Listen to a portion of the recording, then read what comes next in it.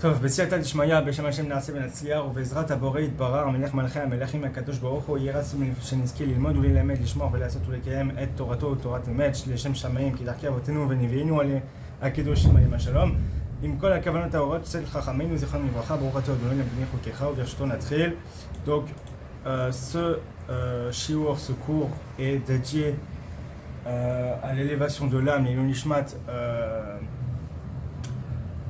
des victimes de la guerre en ce moment entre Israël et Hamas, des victimes juifs et non juifs qui sont innocents, et le rétablissement, la guérison complète et rapide pour les blessés juifs et non juifs innocents durant cette guerre, et aussi pour la libération des otages israéliens à Gaza, puis pour que la venue très rapide du vrai Messie, du vrai Mashiach, pour qu'il y ait enfin le règne de la vérité, du Emet, du Shalom, de la paix, de la justice dans le monde entier. Amen.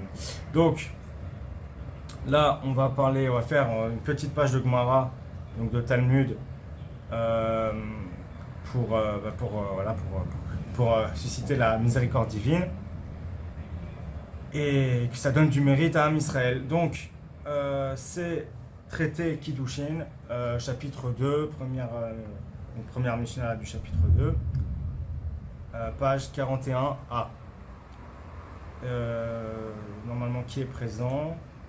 Voilà, on a 3 juifs et un musulman. Ok. Bon, bah, je sais pas si vous voulez intervenir, si vous avez des questions après, vous pourrez poser des questions. Je prétends pas être un grand spécialiste de la Gemara, mais c'est disons une page que je maîtrise relativement bien, ouais, c'est bien relativement, et je pense que voilà, c'est aussi intéressant. Donc ça va parler de mariage, ça va parler de divorce, ça va parler de plusieurs choses. On va faire un peu de Rashi, enfin la majorité du Rashi sur la Gemara, et un petit Tosfot sympathique. Donc on va commencer. Donc là on commence, la Mishnah nous dit Aish mekadesh bo ou vishlocho. Là c'est marqué un homme, il peut les kadesh, alors ça a plusieurs sens le mot les kadesh, mais dans le contexte ça veut dire en fait fiancer, en fait acquérir dans le sens de fiançailles, acquérir une femme, donc se fiancer avec une femme, bo ou vishlocho, par lui-même, de lui-même, ou vishlocho avec un chaliar, c'est-à-dire avec un envoyé, un intermédiaire.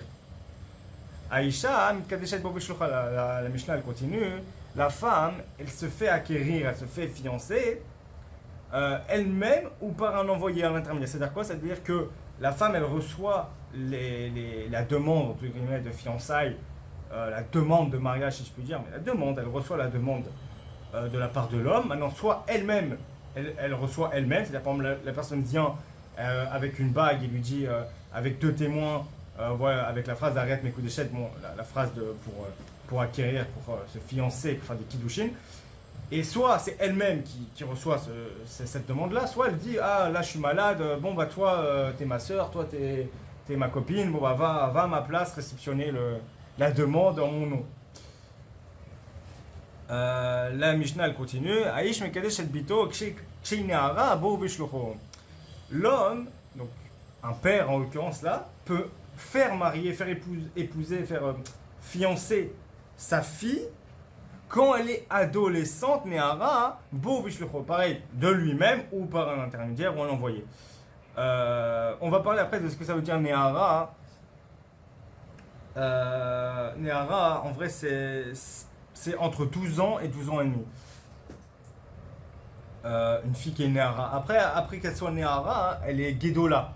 Quelqu'un qui est Gedola, donc à partir de 12 ans et demi et plus, selon la loi juive, en fait, théoriquement, parce qu'il y a beaucoup on ne vit plus vraiment selon la loi ancestrale, traditionnelle, authentique de la Torah et du Talmud, mais en principe, une fille de 12 ans et demi, 13 ans, peut se marier avec qui elle veut, comme elle veut, et son père, entre guillemets, n'a pas vraiment de possibilité de la contraindre à se marier ou de la contraindre à ne pas se marier avec un tel. Elle est libre. Apparemment, les Gedola, elle est grande, 12 ans et demi, elle est libre. Quand elle est Nehara, c'est entre les deux. Elle est entre Ketana, petite, et Gdola, c'est pendant 6 mois environ, entre 12 ans et 12 ans et demi. Le père, apparemment, peut encore choisir de la marier à quelqu'un, ou, etc. Bref, le père a encore l'autorité sur son avenir marital, si je puis dire comme ça. Donc, la Mishnah. Rashi nous dit quoi? Rashi, donc Rabbi Shlomo ben Yitzhak Zatzal, donc grand sage du Moyen-Âge à l'époque en France, donc à l'époque de Kufat Harishonim, donc des sages du Moyen-Âge. Rashi nous explique sur cette Mishnah. Aish Mekeshbo Bishlucho Begmara Yalifla. Bon, la première phrase, il dit que ça va être expliqué par la Gemara. Kshe'ineara, quand elle est adolescente. Vechol Sheken Sheketana. Donc il dit que l'homme, un père, on l'a dit, la Mishnah, elle dit, quand un père il peut marier sa fille quand elle est adolescente, par l'envoyer, Rashi précise, la Mishnah dit quand elle est adolescente, donc Kol Sheken Sheketana, encore plus quand elle est petite. C'est-à-dire que si c'est une petite fille, encore plus que le père il a l'autorité de la marier. Im Kibiel Kidushea Mikodeshet. S'il a reçu les Kidushin de sa fille, c'est-à-dire qu'à l'époque, quand c'était une petite fille, en théorie, normalement, les khatrila, a priori, on va pas voir la petite fille comme ça dans la rue, tiens, vas-y, je te fais ma demande de mariage, de fiançailles, tout ça. En général, on va voir, comme elle est petite, on va voir celui qui a l'autorité sur elle, c'est-à-dire son père. Donc en général, là, c'est ce qu'il dit Rashi, Im Kibel Kidushea. Les Kiddushin de sa fille, si lui, il les a reçus. C'est-à-dire que normalement, on doit voir le père. Donc le père, il reçoit les Kiddushin pour sa petite fille, pas une Néhara, une adolescente, une petite, mais Kodeshet. C'est-à-dire que ça marche, c'est valable. Elle est Mekodeshet, elle est acquise, elle est fiancée. Ve'aï de nakat na'ara, ora harash moulinan de kitana lechetrilalo, qui est mes frères Bagmara. Et Rachid nous explique que pourquoi on nous parle d'une Néhara, d'une Néhara, d'une adolescente, parce que en fait, le Orach Hara, c'est-à-dire le Derech Eretz, le savoir-vivre, Hashmoïna nous fait entendre que pour une petite, a priori, on ne fait pas de mariage, de fiançailles. C'est-à-dire qu'en théorie, c'est permis, oui, la Mishnah nous le dit. La Mishnah nous dit, un père peut marier sa fille quand elle est adolescente, et encore plus, nous dit Rashi, si elle est petite. Mais Rashi nous explique qu'il y a le savoir-vivre, les valeurs, la morale, l'éthique, la morale, nous fait entendre que, en théorie, non, un père ne va pas faire marier sa fille quand elle est petite. Voilà, c'est-à-dire moins de 12 ans. Voilà. On continue, la Gemara. La Gemara, elle dit Ashta bishlucho mekadesh bo mibaya, amar Rav Yosef mitzvah po etam bishlucho. Donc là, en fait, qu'est-ce que c'est? C'est que là, la Gemara nous dit mais attends, pourquoi la Mishnah elle vient nous dire qu'il peut, une personne, que ce soit l'homme, la femme ou le père, peut utiliser un chaliyar, c'est-à-dire peut utiliser un intermédiaire, ok? Bon, mais bah, quoi, genre de lui-même, ça coule de source, c'est-à-dire que si tu dis, enfin, excusez-moi, c'est le contraire, c'est que s'il dit bishlucho, pourquoi tu mets beau dans l'histoire? C'est-à-dire pourquoi, quand on dit amekash beau bishlucho, pourquoi tu mets beau? Il sert à quoi par lui-même? S'il peut par en envoyer, c'est évident que par lui-même il peut. Vous voyez, c'est-à-dire que la Gemara vient demander pourquoi la Mishnah, qui normalement n'est pas avare en mots, c'est-à-dire que là, c'est très précis, pourquoi préciser ce mot-là, beau pour l'homme, bas pour la femme? Pourquoi préciser ça alors que quand tu as juste à dire Aïch Mekadesh Beshlucho, l'homme il peut acquérir une femme par un intermédiaire, bah, c'est tout, on a compris. S'il peut par un intermédiaire, c'est évident qu'il peut par lui-même. On n'a pas besoin de le préciser. Non, là c'est précisé. Par lui-même et par un envoyé. Ah bah c'est bizarre. Donc voilà. Amar Rav Yosef, il a dit Rav Yosef, mitzvah boyoter mi beshlucho. Rav Yosef il dit, la mitzvah par lui-même, c'est mieux que par un envoyé. Donc en fait, Rav Yosef nous dit que la Mishnah, pourquoi elle nous précise beau? C'est-à-dire qu'en fait, quelqu'un qui fait la mitzvah lui-même, eh ben, c'est mieux que s'il le fait par un intermédiaire. C'est pour ça que c'est précisé par lui-même, pour nous faire comprendre l'importance de le faire par soi-même et pas par un envoyé, bien que ce soit permis. Qui a des Rav Safra Mecharen Recha, Rav Amelar Shivuta. Parce que, et il nous dit voilà, que par exemple, il y avait Rav Safra qui grillait les têtes de poisson. Et Rava, Malar Shivuta, il salait le poisson. Shivuta, c'est une sorte de poisson, il salait le poisson. Alors Rachid va nous expliquer là, quel rapport le poisson maintenant. Donc voilà, Rachid nous dit Mitzvah po termi bishlucho, dechi asikufo be mitzvot, mekabel sachar tfei. Rachid nous explique que celui qui emploie son corps dans les mitzvot, dans les commandements de Dieu, il a un meilleur salaire. C'est-à-dire que tu as un meilleur salaire si par exemple un exemple tout bête, donner la charité par exemple.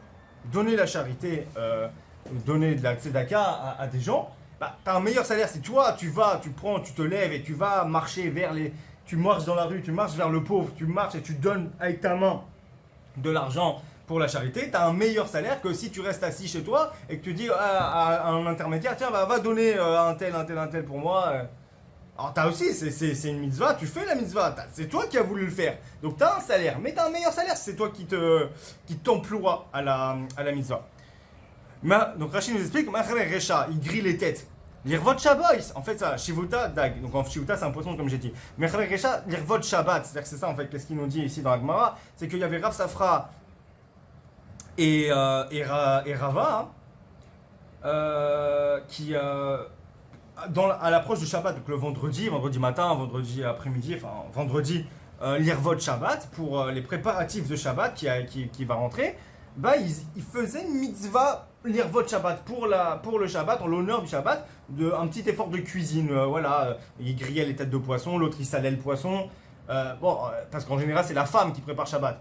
Mais lui, il avait, les sages du Talmud nous montrent qu'en fait dans leur attitude qu'il y a cette idée de soi-même s'employer avec nos mains à une mitzvah, comme par exemple le Shabbat, les préparatifs de Shabbat.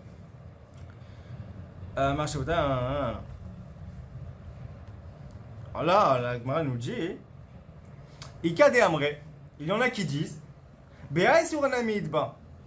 Il y en a qui disent qu'il y a un interdit pour un homme de faire des kiddushin, de fiancer, marier une femme par un envoyé, par un intermédiaire. Qu'est Rav Yehuda Amarav? Alors pourquoi? Parce que Rav Yehuda a dit, de ce qu'a dit Rav Yehuda a dit Rav, Asur le Adam, sheyikadesh et Aisha, ad sheyirena, shema yireba davar megune, vetetagna alav. Verachmana amar, va'aftar eraha kamocha. Ok, très bien. Donc là, le sens de la Gemara, c'est qu'il y aurait un interdit, selon certains, à un homme de marier, fiancer une femme par un intermédiaire envoyé, parce que, selon Rav Yehuda et selon Rav, il est interdit à un homme de marier, fiancer, acquérir une femme, tant qu'il ne l'a pas vue, jusqu'à ce qu'il la voie en fait, tant qu'il ne l'a pas vue, Shema Yireba Davar Megune. Parce que peut-être il pourrait voir en elle, en cette femme qu'il a acquis par un envoyé, par l'intermédiaire, quelque chose de repoussant, et il va la détester, il va la mépriser, il va en être dégoûté. Verachmana Amar, et le miséricordieux a dit, tu aimeras ton prochain comme toi-même. Alors là, je vais vous apporter, avant de vous lire Rashi sur ça, je vais vous lire deux interprétations possibles que j'ai entendues à la yeshiva, enfin une que j'ai entendue d'un Rav à la yeshiva quand j'ai appris cette page, et une interprétation que moi je me suis faite, après que c'est une expression qui existe déjà chez d'autres rabbins, que tout le monde y a pensé, mais c'est moi que j'y avais pensé à l'époque, et c'était différent de l'interprétation du Rav. Le Rav, il avait dit que pourquoi c'est marqué Va'aftal erach kamocha? Quel rapport que maintenant c'est marqué dans la Gemara sur ça? Un homme, il peut pas faire de kiddushin, d'acquérir une femme avec un envoyé, avec un intermédiaire, parce que s'il ne la voit pas, il se peut que du coup, une fois qu'elle est fiancée, etc., le jour du mariage où il va la voir, et il va dire, en fait elle me plaît pas, berk, bon, bof, non, en fait j'en veux pas, et du coup, il va la détester, il va en être dégoûté, peut-être même que soit il va annuler le mariage, soit il va se marier, mais en fait, la pauvre fille, elle va pas être aimée, quoi. Donc du coup, c'est pas cool. Et justement, Dieu dit, le miséricordieux dit, tu aimeras ton prochain comme toi-même. Alors le Rav, il avait dit, et moi, si je me souviens pas ce qu'il avait dit, l'interprétation que le Rav nous avait dit, je suis pas du tout d'accord avec son interprétation, mais bon, pourquoi pas. Il nous dit que, pourquoi Ve'aftar erach kamocha? Au contraire, c'est pas pour nous enseigner que justement tu as l'obligation malgré tout de aimer cette femme que tu as épousée, que tu as fiancée de loin avec un intermédiaire, et qu'aujourd'hui maintenant tu assumes et tu dois l'aimer, etc., etc. Au contraire, lui, ce qu'il nous a dit le Rav, c'est qu'au contraire, Ve'afta l'eracha kamocha. En théorie, Dieu nous dit, tu dois aimer ton prochain comme toi-même. Or, en vrai, en pratique, il est impossible d'aimer tout le monde. On ne peut pas aimer tout le monde. C'est pas moi qui le dis, hein, je rapporte juste les paroles de Srav. On ne peut pas aimer tout le monde. Donc c'est pour ça que comme on ne peut pas aimer tout le monde, alors ne va pas risquer de transgresser ce Ve'afta l'eracha kamocha parce que tu peux pas aimer tout le monde. Donc, tu dois pas l'acquérir à distance parce qu'au final, tu risques au final de tomber sur une fille qui te plaît pas pour diverses raisons et du coup tu ne vas pas l'aimer et il y a un problème. Parce que tu ne peux pas l'aimer. C'est comme ça, c'est un fait. On ne peut pas aimer les gens. Enfin, on ne peut pas aimer tout le monde, pas les gens. On ne peut pas aimer tout le monde. Oh, c'est l'explication qu'il avait donnée. Moi, j'ai une autre explication. L'explication que moi j'avais pensé, c'était qu'en fait, au contraire,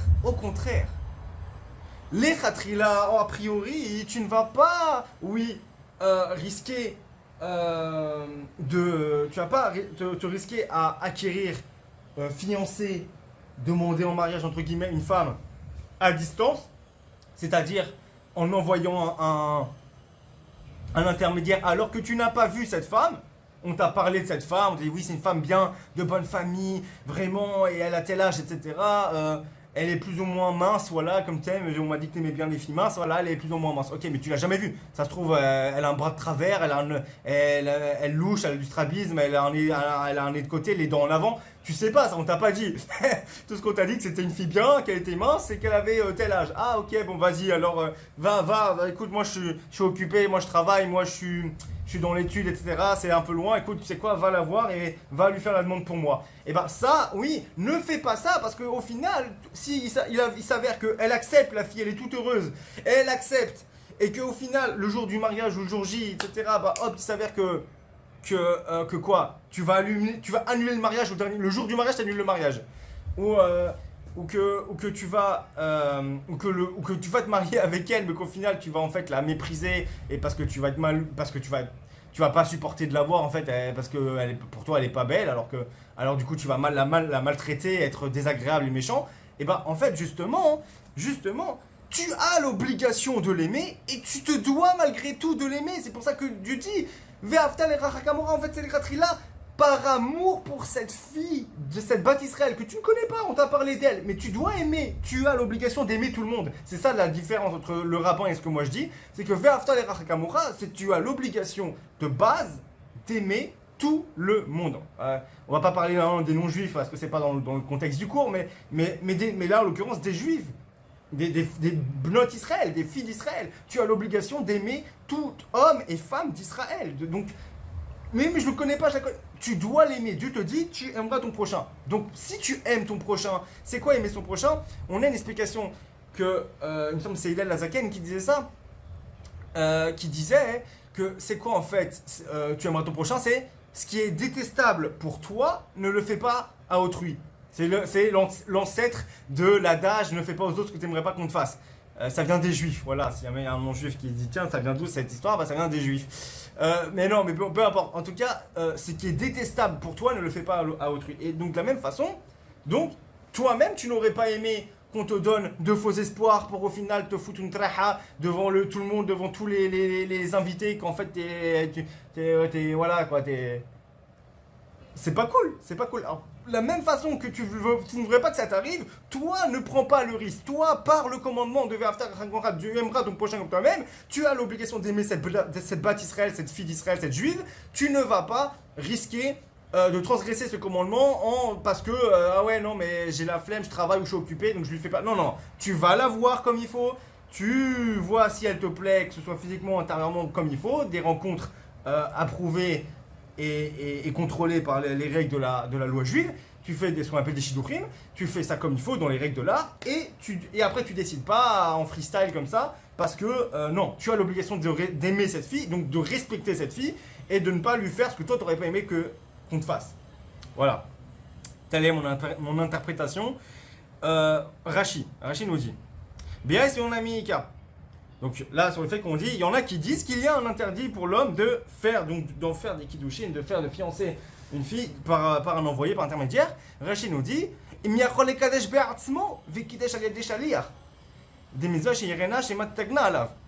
Rashi nous dit, s'il peut faire les kiddushin, s'il peut fiancer, acquérir cette femme par lui-même, mais qu'il l'a fait par un envoyé. C'est-à-dire que l'interdit, en fait, il n'est pas que c'est complètement interdit. On ne peut pas dire ça. Pourquoi on ne peut pas dire ça? La Mishnah le dit. La Mishnah dit Aïsh mekadesh bo uvishlucho. La Mishnah te dit un homme, il fait les kiddushin, donc il acquiert une femme, il fiance de lui-même, par lui-même, et par un envoyé. La Mishnah te dit oui, tu peux. Alors comment te dire maintenant, il y en a qui disent c'est interdit? Comment ça? Non, Rachid explique. C'est interdit dans le cas où la personne peut le faire par lui-même et il le fait par un envoyé. D'où le fait que l'intérêt que la Mishnah nous dise beau pour nous insister sur le fait, non, fais-le par toi-même. Mais oui, si tu peux pas par toi-même, Ken, tu peux faire avec un envoyé. Donc, on continue. Sef, Aval Béa. Sef, ah, ok, on continue. Donc on est. De Rav Yosef, Asef Aitmar. Si tu me dis oui, mais Rav Yosef il a dit que c'était interdit. Rav Yosef a dit, et qu'Adam Rebera et son Nimba, que Rav Yosef il a dit que on. Rav Yosef il a dit que y a la mitzvah par lui-même, c'est mieux que par un envoyé. C'est mieux de faire la mitzvah soi-même que par un envoyé. Il faut faire la mitzvah soi-même que par un envoyé. C'est Rav Yosef, Vechit Mar Rav Yosef, Asef Aitmar. Non. En fait, ce qu'il a dit Rav Yosef, nous dit la Gemara, c'est pour la. Ah, il y a une alerte. Je voulais juste 2 secondes.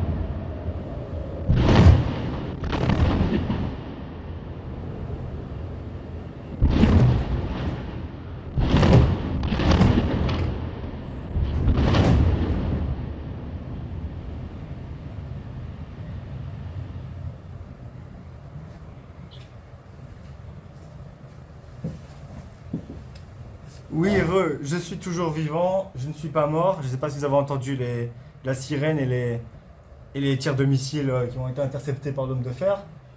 En tout cas, c'était pas loin. Mais je ne sais pas si vous avez entendu, mais je suis bien vivant. Donc on continue. Alors, on continue. Je ne sais plus où j'en étais, ça m'a coupé dans le fil. Sur la dame, oui, donc en gros, la Gemara nous dit, Rav Yosef, ce qu'il dit, c'est que quand on te dit. Ce qu'a dit Rav Yosef, c'est pour c'est à Seifa, la fin de la Mishnah. Enfin, en fait, c'est pas vraiment la fin, c'est pour la suite de la Mishnah. Ça parle pas de l'homme, en fait, ça parlait pour la femme. À Seifa Itmar. Ça a été dit pour la fin. La suite de la Mishnah qu'on a vue. Aïcha, la femme, pour la femme, Aïcha Mikadeshet Baouvé Shlucha. Donc la Mishnah, elle disait bien, la femme, elle reçoit les fiançailles, la demande de mariage par elle-même ou par un envoyé. Et c'est sur ça qu'en fait, apparemment, on dit non, c'était sur ça en fait que Rav Yosef il parlait, pas pour l'homme.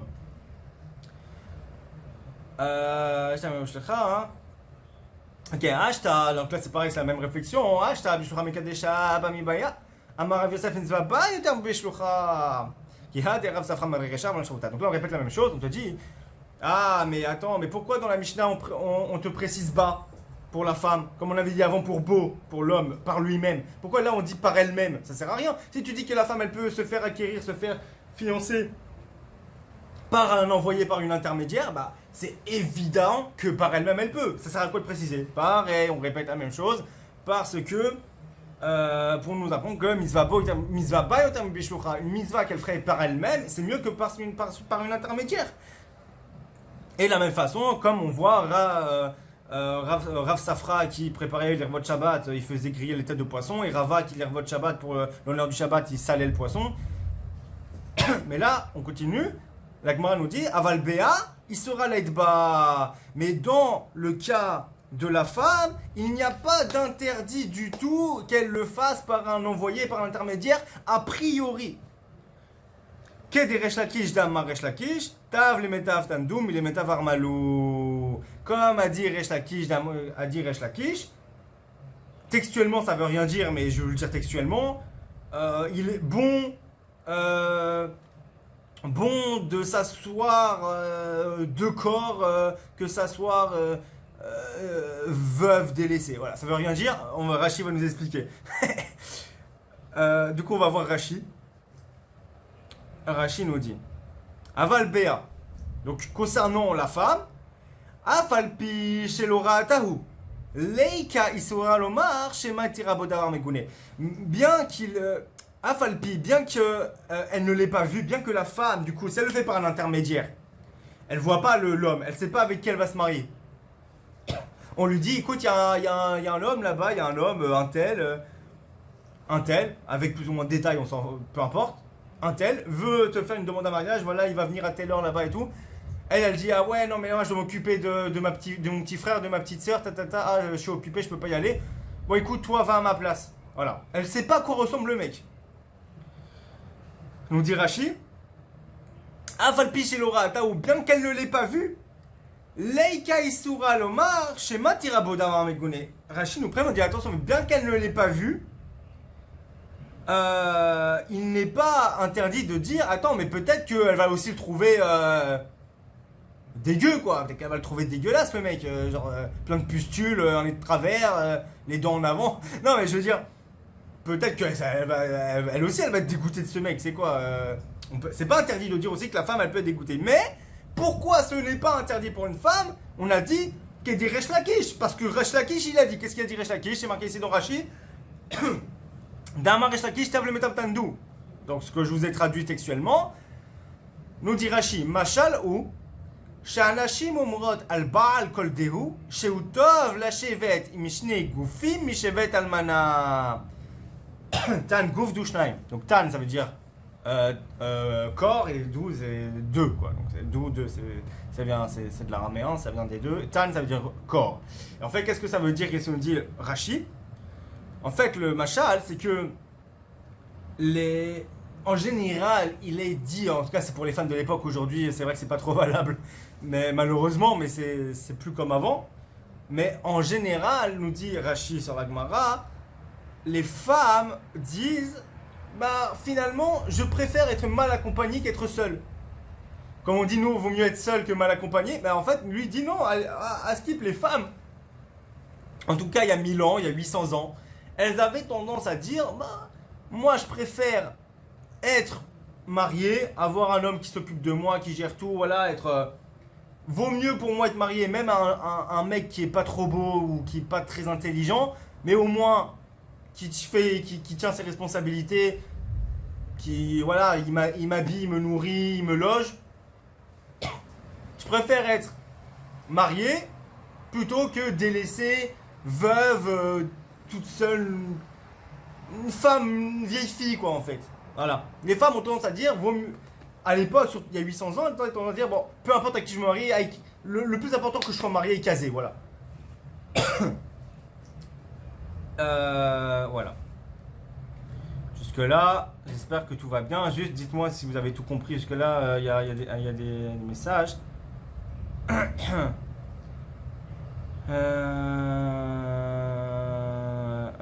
Je vois, tu as dit que c'était changer les idées. Bah, je sais pas, ça ne change pas les idées. Parce qu'il y a l'alerte, j'ai compris. Ok.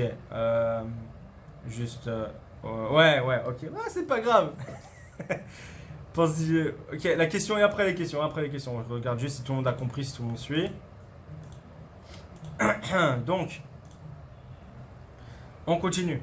C'est bientôt fini la page. Enfin, on va aller vers Malo. Aïch Mekedesh et Bito Kshinara. Donc là, on cite donc la troisième partie de la Mishnah qui disait quoi? L'homme, il il fait marier, il fait fiancer sa fille, et Bito Kshinara quand elle est adolescente. Adolescente, on va dire entre 12 ans et 12 ans et demi. Ok. Kshinara. Donc là, la Gemara elle dit, Kshinara, pardon, excusez-moi, je suis revenu dans le Rachi. La Gemara a dit Kshinara in Kshikatanalo. La Gemara elle pose la question, mais attends, la Mishnah elle te dit, justement, que l'homme, donc le père, en gros, il marie sa fille quand elle est adolescente. Il peut la faire marier quand elle est adolescente. Et là, moi, non, mais attends, quand elle est adolescente, oui, mais pas quand elle est petite. C'est genre justement, mais attends, c'est bien. Pourquoi préciser quand elle est adolescente? Et pourquoi pas quand quand elle est petite, ça marche pas? Pourquoi pas quand elle est petite? Pourquoi préciser? Genre, pourquoi préciser? Pourquoi dire Nehara et pas dire Ketana, comme si quand elle est petite, ça marchait pas? Mais ça, il est les Rav. De Amar Rav Yehuda, Amar Rav. Donc, il y a un Rav il a été dit, Rav a dit. Il a été dit de Rav qui a dit Rav Yehuda, a dit Rav. Et il y en a, Veitema Rabbi Elazar, il y en a qui disent que c'est de Rabbi Elazar. Donc Rav Yehuda, il dit de Rav, que Rav a dit. Et il y en a qui disent que c'est Rabbi Elazar qui a dit. Asur le Adam, Shei Kadesh, Et Bito, Shei Ketana, Achitikdal, Vetomar, Veploni, Anirotsa. Ah, il est interdit à un homme de faire marier, épouser, fiancer sa fille, Shei Ketana quand elle est petite, Achitikdal, jusqu'à qu'elle grandisse. Vetomar, Veploni, Anirotsa, et qu'elle dise un tel je veux. Très intéressant. C'est-à-dire que quelque part, l'enseignement ici, c'est que, en théorie, comme nous a dit Rashi, Ken, si il peut marier, un père peut marier sa fille quand elle est adolescente, encore plus quand elle est petite, c'est évident. Mais on a vu que le Derech Eretz, nous a dit Rashi avant, que le Derech Eretz nous faisait comprendre que, non, on ne fait pas marier sa fille quand elle est petite. Pas que c'est interdit, mais ça se fait pas, c'est pas moral. Et là, hein, justement, d'où ça vient, d'où on sait que c'est pas moral. D'où Rashi d'ailleurs il a dit ça. Pourquoi Rashi a dit que le Derech Eretz nous fait comprendre? D'où il sort ça? D'où il sort ça, la Gemara nous rapporte que Rav a dit au nom de... que Rav Yehuda a dit au nom de Rav ou au nom de Rabbi Elazar qu'il est interdit à l'homme de marier sa petite fille tant qu'elle n'a pas grandi, qu'elle n'est pas assez grande en tout cas pour dire un tel je veux. C'est-à-dire que tant qu'elle n'est pas assez grande pour être consentante, dire vraiment d'elle-même, oui celui-là je veux, ou celui-là je ne veux pas. Ah, voilà, qu'elle soit capable de choisir quand même un minimum, savoir prendre une petite décision, en tout cas avoir un certain discernement. Halachiquement, on peut marier sa fille quand elle est petite. Hein, c'est au niveau de la loi juive en pratique. Enfin, aujourd'hui c'est compliqué, mais vous allez voir qu'en fait, ça s'est fait, et on va le voir dans Tosfot, ça se faisait quand même. La Gemara, là, en fait, elle nous rapporte un avis pour nous dire que c'est interdit, mais c'est un avis, c'est pas la halakha. La loi juive n'interdit pas à un père de faire marier sa fille quand elle a 4 ans, ou 5 ans, ou 6 ans, et qu'elle comprend rien, qu'elle sait pas ce qui lui arrive, c'est pas interdit. Mais Rashi tire de quand même que bien que c'est pas interdit, cet avis quand même, c'est pas un petit avis, il faut quand même comprendre qu'en fait, en tant que moralité, ça nous fait comprendre que moralement c'est pas bien, et donc on le fait pas. Mais maintenant on va voir ce que dit Tosfot. Tosfot, donc... tout à l'heure, on a parlé de Rashi, donc Rabbi Shlomo ben Yisraël Zatzal, qui est donc il y a environ 1000 ans, 900 ans, 850 ans, qui est un des plus grands sages ashkénazes français de tous les temps, qui a commenté toute la Bible hébraïque et tout le Talmud. Là, c'est Tosfot. Ce qu'on appelle les Paraliat Tosfot, les Tosafistes ou les maîtres du Tosfot. En fait, c'est la plupart des grands sages français il y a environ 700 ans, 750 ans.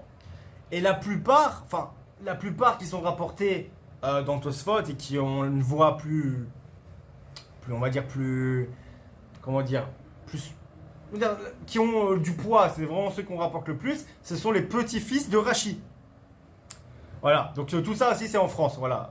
Sur une page de Gemara, sur une page de Talmud, que ce soit au Maroc, en Irak, en Inde, en Syrie, en Afrique, en Antarctique, aux États-Unis, en France, peu importe où, toutes les pages de Talmud, elles sont présentées comme vous les voyez. Il y a un peu de Mishnah, voilà, il y a de la Gemara qui va expliquer la Mishnah, et il y a le commentaire de Rashi à droite et le commentaire de Tosfot à gauche, ouais. Donc il y a Rashi et Tosfot. Et en fait, oui, les séfarades n'ont pas le choix, entre guillemets, dans toutes les éditions du Talmud qui se respectent. C'est toujours présenté comme ça. Donc tous les séfarades ont l'obligation, malheureusement, pour eux, et bien pour nous les Ashkénazes, d'étudier finalement les commentateurs ashkénazes français sur le Talmud et voilà. Il y a bien sûr il y a plein de sages de Rishonim, de sages du Moyen-Âge séfarades qui ont commenté le Talmud. Il y a le Rambam, il y a le Ramban, il y en a plein. Tout le monde a commenté le Talmud. Mais sur une page de Talmud, il y a Rashi et Tosfot. Il n'y a pas de sages séfarades. C'est bizarrement, c'est les ashkénazes. Bon voilà, en tout cas on va faire Tosfot. Un petit bout ici, petit carré, hop. Assur les Adam. Donc qu'est-ce qu'on avait dit avant? La Gemara, elle a cité quelque part un avis de Rav Yehuda, qui tient ça de Rav ou de Rabbi Eliezer, qu'il est assourd, interdit à un homme donc de marier sa fille quand elle est petite, jusqu'à qu'elle grandisse, qu'elle dise un tel je veux. Tosfot nous dit Ve'af al-gav de'amar le'ail de'isura leika mishum detav lemetavtandu anemi les béguédola. Donc en fait, tout ça c'est bien qu'il n'ait pas en fait, il n'y ait pas d'interdit de marier en fait fondamentalement, il n'y ait pas d'interdit de marier sa fille quand elle est petite.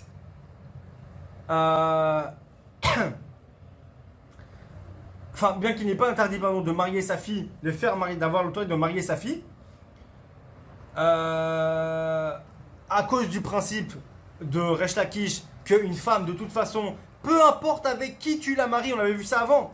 Les femmes ont tendance à dire que peu importe à qui je me marie, qu'il soit gros, mince, musclé, frêle, maigre, grand, petit, dents en avant, pas de dents, bref, peu importe à qui je me marie, le plus important, qu'il puisse subvenir à mes besoins, que je sois marié, que je sois sous l'autorité d'un homme qui prend soin de moi, qui me donne de quoi manger, de quoi m'habiller, de quoi me loger, et c'est tout. Voilà, foutez-moi la paix. Et c'est un principe, apparemment, que les femmes ont tendance à faire ça. Donc, limite, tu peux marier une fille et n'importe qui, elle s'en fout, ou que, on avait vu ça pour la femme, pour l'intermédiaire, que les femmes peuvent du coup se marier, accepter des fiançailles sans voir le garçon, juste par un envoyé, parce qu'elles ont tendance à dire que finalement, si le jour J, bah, le garçon il est pas ouf, bah, elle dira bon bah c'est pas grave, allez mettre la vérité que c'est pas grave. Alors, donc toi soit ils nous disent, bien qu'il y ait ce principe là, qu'il n'y a pas d'interdit de marier une femme comme ça avec un mec qu'elle connaît pas, qu'elle a jamais vu ni Adam ni Dev, parce qu'il y a le principe de Resh Lakish que les femmes peu importe, elles s'en tapent quoi, de qui elles se marient, à écart qu'elles aient la sécurité, qu'elles soient casées. Nous dit Tosfot, Anemi les béguédola, chez une Mekadeshet Ariade Atzma. Ça, ces paroles-là, les paroles de Resh Lakish, qu'une femme a tendance à. Peu importe, peu l'importe avec qui elle se marie, à écart que voilà, elles sont un peu comme ça, un peu passives, un peu. Voilà, elles sont pas regardantes vraiment, c'est pas important pour elles, le physique, etc. Tosfot nous dit, ces paroles-là, elles concernent les gdolotes, les filles qui sont grandes, c'est-à-dire à partir de 12 ans et demi jusqu'à tout le temps. Donc à partir de 12 ans et demi, des filles qui sont appelées grandes, gdolotes, chez Imikadeshet Aliade Asma, parce que les filles qui sont grandes, qui ont déjà un discernement, qu'elles savent ce qu'elles veulent, après l'adolescence, bah à partir de 12 ans et demi, mais donc l'adolescence on a dit c'est entre 12 ans et 12 ans et demi, donc après l'adolescence, et bah elle se marie d'elle-même, c'est elle qui choisit. Oui je veux, non je veux pas, oui non, c'est elle qui choisit. Elle est Mitka Deshet, elle a dit Atzma. On ne peut pas la marier de force contre son gré, c'est pas que de son gré qu'on la marie, que de son gré. Donc c'est de son gré, elle est grande, c'est elle qui choisit.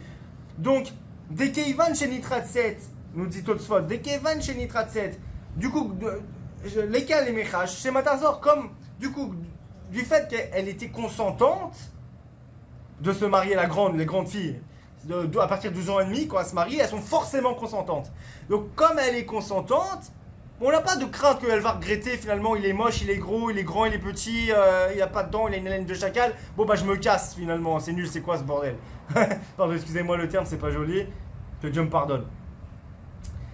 Mais voilà, en gros, c'est pour dire que du coup, voilà, dans les faits, la fille qui est consentante, elle n'a pas de risque, comme elle a accepté d'être consentante, elle va pas regretter rentrer chez ses parents, bredouille. Un mois après. Donc Négain et Kamara Shematarzor. Aval Ketana. Donc nous dit Tosfot. Mais une petite fille de moins de 12 ans. Chez Mitkadeshet Aliade Avia. Elle se marie, elle se fiance par le biais de son père. Ika lemecha shema ima ita gedola lo ita mitratset. Il y a un risque, il y a une crainte que si elle avait été grande, elle aurait peut-être pas été consentante en fait de se marier avec ce bonhomme. Ve'arshav she'anachnu noagim. Et là voilà, Tosfot il nous rappelle, il nous parle d'un fait qui se passait en France, chez les Juifs de France, il y a environ 700-800 ans. Ve'arshav she'anachnu noagim. Et maintenant que nous avons la coutume, bien sûr maintenant il y a 700-800 ans. Les Kadesh Benoteinu à Philo Ketanot, de faire fiancer et marier nos filles à Philo Ketanot, même quand elles sont petites, donc moins de 12 ans. Aïnu Mishum, Shebechol Yom Vayom, Agalus Misgaber Aleinu. C'est parce qu'en fait, de jour en jour, la galoute, l'exil pèse, grandit, s'alourdit, grandit sur nous. Ve'im yesh sipek beyad Adam, Arshav la tête les bitou nedounia. Chez Malach Azman lo yeh sipek beyad bitou aguna leolam. Donc nous disent Tosfot, maintenant nous voilà, on a expliqué qu'en fait c'est, en fait concrètement, on ne marie pas les petites filles de moins de 12 ans. Voilà, on le fait pas. Même si on peut, la Torah, Dieu nous autorise. Mais en fait, Dieu nous fait aussi comprendre que, attention, autorisé, mais en fait, pas à Pampelop. Voilà, pas en freestyle. Parce que moralement, c'est pas bien, la fille, elle est pas assez mature, ça, c'est pas bien. Bien que c'est permis. Mais, faut, voilà. Et bah, Tosfot nous dit, voilà, donc en gros, c'est interdit. C'est pas bien, le fais pas, c'est interdit. Comme si c'était interdit. Voilà.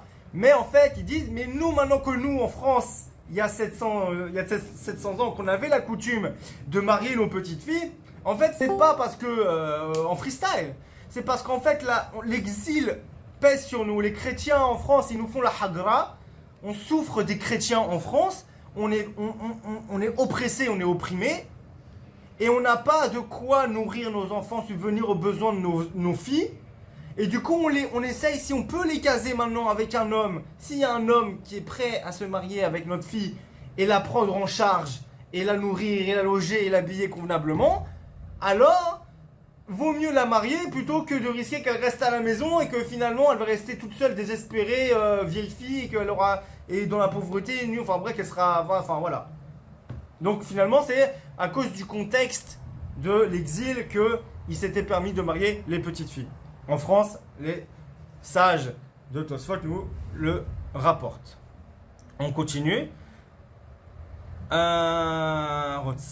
Shlichut. On va parler du coup de l'union de Shlichut, de l'intermédiaire, de l'envoyé, de l'émissaire. Shlichut minalan. La Gemara demande d'où on apprend ce concept d'intermédiaire, d'envoyé, d'émissaire. Shlichut minalan, d'où on sait. Detania veshilach melamed she'os shaliach veshilcha melamed she'os shaliach veshilach shilcha melamed she'isha os shaliach she'ashaliach os shaliach. Alors en fait voilà, là en fait ça vient d'un verset, ça vient du verset des divorces. C'est marqué. Attendez, je vais le prendre là dans ma feuille parce qu'ici c'est pas clair. Detania Gimel, ça, est-ce qu'il est le Gimel? Gimel. C'est censé être là les versets. C'est pas l'édition que. Voilà.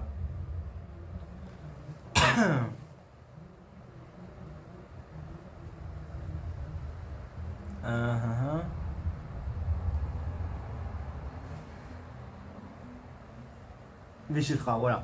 Donc c'est le verset dans Devarim, Deutéronome 24:1. Je vais aller inverser ici parce que vraiment c'est mal foutu c'est trop flou là sur le truc.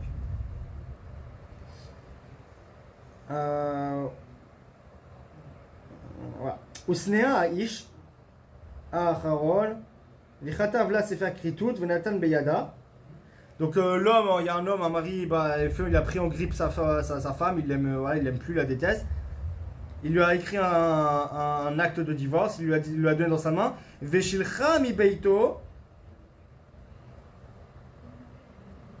ou que le mari il est mort, etc. Mais là c'est marqué Veshilcha mi beito. Et il l'a renvoyé de sa maison. C'est marqué, il a renvoyé de sa maison. Alors là, du coup, d'où on apprend ce concept d'envoyer, d'émissaire, d'envoyer, d'intermédiaire. Chez Ruminala, Détania, il est dit dans une braïta, par rapport au verset qu'on vient de lire, Veshilar, quand c'est marqué, en fait, Veshilar, le fait que c'est marqué Veshilar, c'est marqué Veshilcha mi beito, mais c'est marqué Veshilar. Donc il l'a envoyé, il l'a renvoyé. Mais la Med, ça nous enseigne que chez où c'est chaliar, que l'homme il fait un chaliar, que l'homme il peut faire un envoyé. Veshilcha, que Mishilcha Medo, elle a envoyé, mais la Med chez où c'est chaliar. Ça nous apprend que elle, la femme, elle peut faire un chaliar, un envoyé, un intermédiaire. Veshilar Shilcha, le fait qu'on retrouve dans cela Shilar Shilcha, le masculin comme le féminin, Shilar Shilcha, mais la Med chez chaliar, c'est chaliar. Ça nous apprend que même l'intermédiaire, l'envoyé, l'émissaire, lui-même peut faire un intermédiaire, un émissaire. Un exemple, pour si c'est clair, mais un exemple, je dis, s'il te plaît, Shimon, va donner cette canette de Coca-Cola cachère à Vlando à mon ami Lévi. Alors Shimon prend la canette de Coca, mais il dit, ah mais c'est trop loin d'aller jusqu'à Lévi, bon, moi je vais aller jusqu'à chez Daniel, et Daniel, il va prendre ma canette. Je vais demander à Daniel, au nom de Ishmaël, de moi, de donner cette canette à Lévi. Donc c'est-à-dire que moi, j'ai juste dit à mon pote, va donner ça à un tel. Lui, le pote, il se dit, ouais, de lui-même, sans même demander ma permission, il se dit, ouais, bon, moi j'ai la flemme d'aller jusqu'à là-bas, tiens, toi, va donner ça au nom de Ishmaël à Lévi. Voilà. Donc, c'est le principe. Donc on apprend apparemment de ce verset qu'il y a un concept d'intermédiaire, d'émissaire, d'envoyé. Ok, maintenant, très bien. La Gemara nous dit Ashkechan de Geroshin, Bekidushin Minalan. Ok, on trouve ça, le concept d'envoyer de shlichut, on trouve ça dans les divorces. Là, le verset qu'on a dit, ça parlait d'un divorce. On trouve le concept d'envoyer d'émissaires dans le cadre d'un divorce, mais dans le cadre des kiddushin, des fiançailles, minalan, d'où tu sais que dans les fiançailles aussi on peut faire des envoyés. Vechiteima de yalef migerushin. Et si tu dis que on déduit des divorces, genre en mode puisque dans les divorces tu peux, aussi dans les fiançailles, c'est logique. Ma les girushin c'est kenishtan balkocha. Là, ça vient nous dire comment tu peux déduire des girushin, des divorces, alors que c'est un cas de bal kocha, c'est un cas où la femme, elle n'a pas son mot à dire, c'est un cas où la femme, elle est impuissante, bal kocha, elle est forcée, Alors que dans les kiddushin, dans les fiançailles, elle n'est pas forcée, on peut pas forcer une femme à se marier avec quelqu'un. Donc ça veut dire quoi? Ça veut dire que, attends, tu peux pas déduire qu'on peut faire des émissaires et des envoyés dans le cadre des fiançailles où la femme doit absolument être contre-consentante, en apprenant du cas des divorces où la femme, là, son consentement, ça nous passe au-dessus. Ah ben ça c'est pas le même contexte, on peut pas lier les deux affaires là. Alors d'où on apprend? On n'apprend pas. Comment on sait que dans les kiddushin, la Mishnah nous dit, on avait au début, l'homme, la femme, tout ça, on peut faire des envoyés dans le cas des fiançailles, des mariages. Alors pourquoi? D'où on le sait? Si c'est pas, on n'apprend pas des divorces, d'où on l'apprend? Et la Gemara nous dit Amarkra a dit le verset. Quel verset? Dans Deutéronome 24, 2. Veyatsa mi beito ve'alcha ve'aita le'ishacher. Elle est sortie de sa maison, elle est allée et a été à un autre homme. Donc ça c'est le verset d'après, c'est quand elle s'est faite divorcer ou que son mari, quand elle est divorcée ou veuve, elle a quitté la maison de son ex-mari, elle est allée, donc voilà, elle est allée et elle a été un autre homme. Aïta l'ishacher, elle a été un autre homme, c'est-à-dire qu'elle s'est remariée. Ok? Donc la Gemara nous dit, on apprend de où? De ce verset. Amarkra a dit le verset, Veyatsa, Veaïta. elle est sortie, donc elle divorçait, ou veuve, mais divorcée, Ve'aïta. Et elle s'est remariée. Elle est sortie, elle a été. Elle est sortie, elle a été. C'est-à-dire qu'elle est sortie, elle est plus mariée, elle a été, elle s'est remariée. Mekesh avayaletzia. On fait un ikesh entre le fait qu'elle a quitté la maison et le fait qu'elle a été. Elle s'est remariée. Ma yetzia ma jvev shaliyar, comme la sortie de la maison, elle a été faite par un shaliyar, puisqu'on a vu dans le verset d'avant que c'était marqué Veshilcha mi beito, et pas avec Girsha, c'est ce qu'on va voir après, Rashi va nous expliquer. Mais c'est marqué Veshilcha mi beito, donc on voit avant qu'il y a un shaliyar. Alors, Veita, Af Avayana mi shaliyar. Donc même quand là elle va se remarier, la Havaya, quand elle est un autre homme, et ben là aussi ça se fait avec un shaliyar, il y a un lien. Là, dans le même verset on te dit Veyatsa Veita, ah bah voilà. Dans les deux cas, tu peux relier parce que là, c'est dans le même verset, on te met les deux affaires. Le fait qu'elle est sortie, qu'elle a été.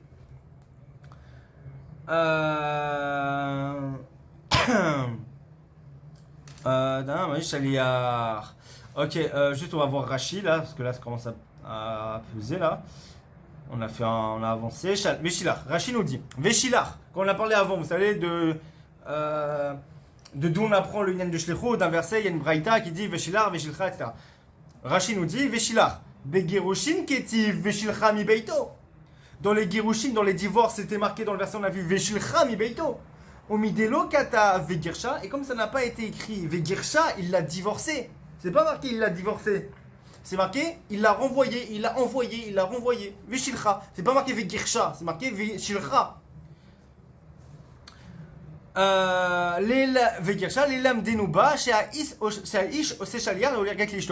vient nous apprendre que l'homme fait un envoyé, un émissaire, un intermédiaire pour apporter le get, l'acte de divorce à sa femme.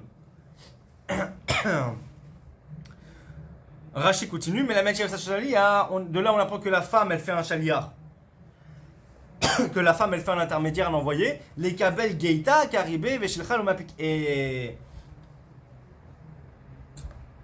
je regarde quelque chose. Veshilcha,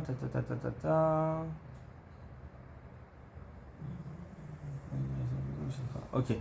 Je vais regarder là-dedans quand même pour être sûr. Ok.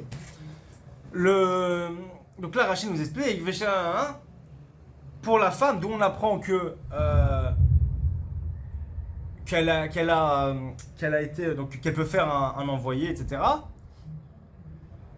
Les Kabel Gita, donc pour recevoir son acte de divorce, comme il est écrit, on peut lire que Veshilcha, il y a un dagesh. Il y a un point dans le Hei. Veshila Shilcha, donc là, le Rashi continue, Veshila Shilcha. Je n'ai pas mis Neymar Beignan. Donc là, ça a été dit deux fois dans le même contexte. Donc on apprend, c'est comme ça vient surenchérir. Du coup, déjà qu'on nous apprend que de base la personne peut faire un envoyé, et ben là, la surenchère vient nous apprendre qu'un envoyé peut faire un envoyé. Ok, enfin on va terminer. Vela Ditnan. Et il est enseigné dans une Mishnah. A Omer les Shluchot Setrom. Celui qui dit à son envoyé, son émissaire, son intermédiaire, sors et va me prélever la trouma. Torem Kedat Balabait. Celui l'envoyé, bah, il doit prélever selon la volonté, la pensée du propriétaire. Par exemple, voilà, j'ai un champ, j'ai quelque chose, je dis à mon envoyé juste, sors me prélever la trouma. Mais je dis pas d'autres détails. Sors, prélève-moi la trouma. Alors là, le mec, il doit dire, bon, ok, prélever la trouma, bon, bah, la quantité que je dois prélever, c'est selon comment je sais, comment je sais ce que je dois prélever. Alors, c'est selon la volonté du... En général, il prélève tant, bon, bah, je prélève tant. Voilà.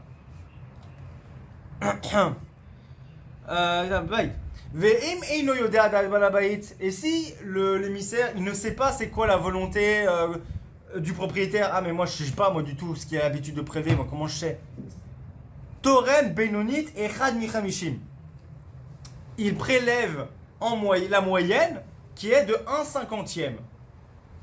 Après, la page d'après continue dans 41b. L'autre page ici elle continue, 41b. Hop. Hop, hop, hop, hop, hop. Voilà. Voilà. Piechet Asara, aussi Fasara, Trumato Truma. Voilà. Donc en gros là, ce que ça vient nous dire, c'est que donc l'envoyé qui ne sait pas exactement c'est quoi la volonté, l'intention du propriétaire, de ceux qui l'a envoyé, qui l'a mandaté pour une mission ou pour quelque chose, pour une mitzvah, et qui ne sait pas les intentions, etc., bah, il fait en moyenne, s'il ne sait pas, il fait la moyenne. En moyenne, c'est 1/50. Le prélèvement de la trouma, c'est 1/50 en moyenne. Mais s'il s'avère que finalement, il a prélevé que un dixième de moins ou un dixième de plus, donc 1/60 ou 1/40, bon, c'est pas grave, ça marche aussi, la trouma est validée. Alors là, qu'est-ce qu'il dit Rashi? Ah, j'ai oublié, Rashi, il dit aussi chez Keneshan Balkocha, quand on avait dit avant, j'ai oublié ce Rashi là, juste avant par rapport au fait que pourquoi on ne peut pas déduire de les envoyés, le concept des envoyés pour les mariages, pour les fiançailles, des divorces, parce que dans les divorces c'est sans le consentement de la femme, alors que dans les fiançailles, les mariages c'est avec le consentement de la femme. Rashi explique, chez Kenshan Balkocha, c'est aussi pour ça que c'était fait avec un envoyé. C'est qu'en fait, dans le verset, le mec qui divorce avec sa femme, il le fait avec un envoyé. Pourquoi? Parce que justement, elle n'est pas consentante, la pauvre femme, tu vois. Elle se fait jeter de chez elle, comme ça, le mari il en a marre d'elle, il la vire. La femme, elle pète un plomb, elle n'est pas contente. Alors du coup, pour éviter de se confronter à elle, pour éviter les problèmes et je sais pas quoi, et qu'il y ait des assiettes qui volent, et qu'il y ait des rideaux qui s'arrachent, et des portes qui claquent, et bon, ben, il envoie quelqu'un envoyer l'acte de divorce et la virer à sa place. En gros, c'est ça. C'est pour ça que ça a été fait par un envoyé. Parce que justement, c'était sans le consentement de la femme. Ouais, là on reprend. Donc, on a dit pour celui qui prélève, on envoie quelqu'un prélever la trouma. Il envoie un émissaire, un envoyé, pour prélever la trouma dans le champ du propriétaire. Mais le mec ne sait pas. Il ne connaît pas les intentions, il ne sait pas trop quoi faire. Donc, Rashi explique les films ou mekir balabait. Donc, il prélève selon la volonté, les habitudes en fait du propriétaire, selon ce qu'il connaît du propriétaire. Est-ce que je suis un employé, je viens d'arriver, je connais rien, ou est-ce que je suis un employé connu, enfin de longtemps et que je connais le proprio, je sais comment il fonctionne, je fais comme il fonctionne. Et je sais du coup le film ou mekir balabait. Imeinav yafé ou inavra, si il est du genre c'est-à-dire mauvais œil et bon œil, mais en fait c'est pas mauvais œil comme vous l'entendez, ça n'a rien à voir. C'est dans le sens que il a un œil mauvais, dans le sens que c'est un mec qui a radin, ou est-ce que c'est un mec qui est généreux? Aïn y a fait Echad Merbaim. Si tu sais, toi maintenant t'es l'émissaire, tu vas pour prélever la trouma dans le champ du propriétaire, tu sais que le propriétaire, Aïn y a fait, c'est quelqu'un de généreux. Echad Merbaim, tu prélèves 1/40. Aïn Ra, Echad Michishim. Si tu sais que c'est un radin, prélève 1/60. Chez Atrouma, l'onéemar bashir meforash et la réchid des ganecha va filer kol sheo. Rachid nous dit que du coup tu fais selon, si tu sais que c'est un radin, bah tu prélèves moins. Si tu sais que c'est un généreux, tu prélèves plus. Pourquoi? Tu prélèves 1/50 et 1/50 c'est Benoni. Si tu sais pas du tout, on a dit qu'on l'a vu, tu sais pas du tout, tu sais rien, tu fais la moyenne 1/50. Et il s'avère qu'en fait, finalement, tu t'es trompé, tu as fait 1/40 ou 1/60, ça marche aussi, c'est pas grave. A posteriori, c'est bon. Mais sinon, maintenant, selon ce que tu m'écris, tu connais le balabait, tu sais comment il fonctionne, le proprio. Si tu sais que c'est un radin, tu prélèves 1/60. Si tu sais que c'est un mec généreux, 1/40. Pourquoi? Parce que le verset dans la Torah qui parle de la trouma, de prélever la trouma, dans Deutéronome chapitre 18, c'est marqué là-bas. Réchid des Ganecha. La prémisse de tes moissons. Prémisse de tes moissons, prémisse de tes graines, prémisse de. Voilà, c'est pas clair, il y a pas. C'est marqué ici. Chez l'Oné Marba sur mes forages, Rachid dit, il n'y a pas dans la Torah écrit une quantité spécifique, combien il faut prélever. Non, la Torah, Dieu nous dit, la prémisse de tes moissons, prémisse de tes trucs, c'est pas clair. Donc, en gros, en moyenne, c'est un 50e. Du coup, ceux qui sont généreux, ils donnent un 40e. Et ceux qui sont radins, ils donnent un 60e. Voilà, mais la moyenne, c'est un 50e. Donc, comme c'est pas très clair, c'est voilà, ça tourne un peu comme ça. Bon, bah, tant que tu prélèves quelque chose, en fait, c'est bon. Il y en a même qui te disent que Afilou kol shehu. Même Dirachi, il y avait Afilou kol shehu. Même c'est pas un 50e à un 60e, t'as prélevé un 80, un 70e, ou peu importe ce que tu prélèves, tant que tu prélèves quelque chose, voilà, t'as prélevé quelque chose, c'est bon. Voilà, on a fini avec cette page de Gemara. J'ai été très long à mon avis, 1 heure, voilà. Bah, écoutez, hein, il fallait ça.